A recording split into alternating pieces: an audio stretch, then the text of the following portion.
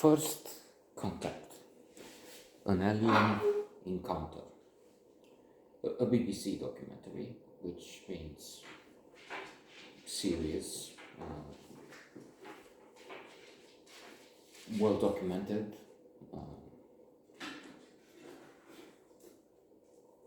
unlike other outfits. The BBC is, of course, mostly professional, and let's think Attenborough, Richard Attenborough, and then that's a good archetype, a good image, a good idea about what's there. However, there are rotten apples, as they say. Yesterday the news was that one prominent presenter paid a teenager for explicit photos, something like that. So you have some of that as well. Alright. UFOs used to be associated with trance crazies. And then the next thing I need to say is that I believed in UFOs. When I was 17, 18, up to 20 maybe, I remember seeing UFOs in the sky near Juju when we went for agricultural practice in the communist days. Students in geophysics and anything else, instead of studying, educating themselves, preparing for an important job, would go for some weeks to work in agriculture, collect, pick up, collect potatoes in the fields near Juju, some 50 kilometers from here. And then in the sky, we thought we saw UFOs. Then also I remember near Predal in Klobuchet mountain. We were looking and seeing UFOs. And as such, yes, because unidentified flying objects, that's what it is, unidentified. So recently, some years back, some official agencies, parts of the government in America and other places started admitting to having some testimonies, some films that suggest strange phenomena take place now.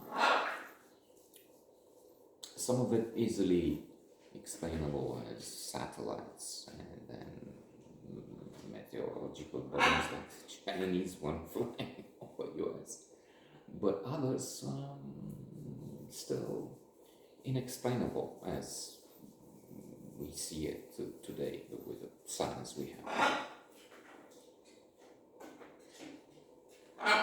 By the way, in many or most days in the evening, I see.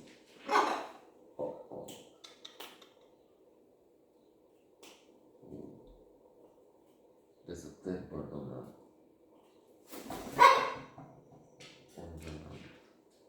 roof over there. Oh, how did she die? I don't know if it's in the lens, if you have the angle, but anyway. So that way there's an UFO.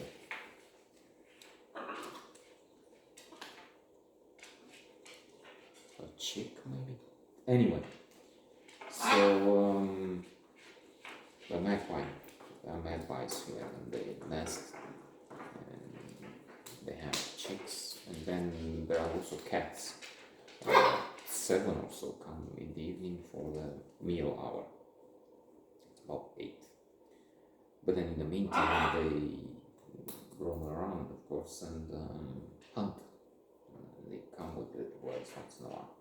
I don't know about that. I mean, so yes. To try and conclude, because my mind is now on another topic. We don't know, of course. This documentary doesn't come to a conclusion. We don't have one yet, but it makes sense in some ways to think, well, it can't be only humans in this immense, infinite universe. On the other hand, as some would put it, such creatures are capable to send